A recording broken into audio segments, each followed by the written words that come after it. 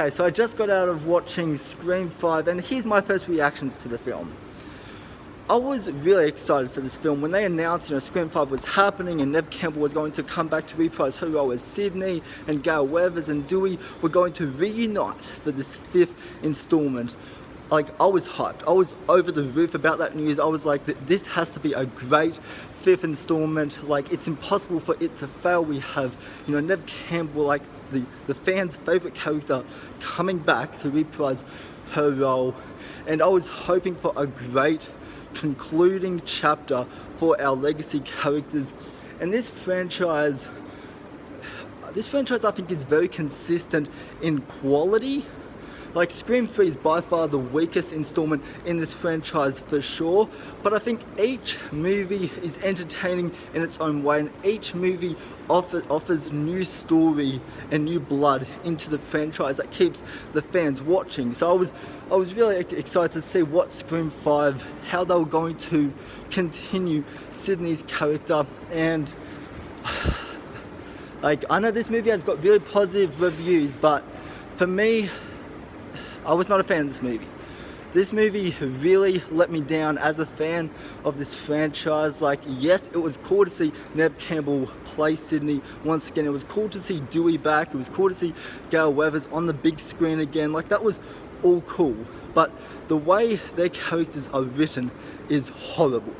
This is some of the worst writing, I think, in a Scream movie, and it has easily the worst and the weakest killer reveal of all 5 movies that I've seen. This, like, I was really disappointed with how they introduced, our legacy characters in such a sloppy way, because for the most part, Sydney and all that, like, they are left to the sideline in this movie for a lot of the runtime, and they don't really have much to do in this movie.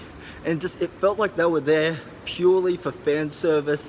And so, but yeah, like, their performances were, like, they were very meh to me. Like, nobody, even our returning cast, I just didn't really feel like they were doing all their best. Like, I've seen them in better films. It just didn't really feel like they wanted to be there.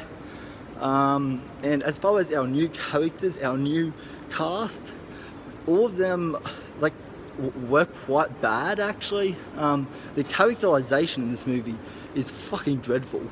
Like, this movie instantly gets right into it with a very minimal characterization, and so when the bloodbath does go down in this movie, you really don't care. And all of their names, like, as I'm talking about this movie, I can't remember a single solitary character in this film.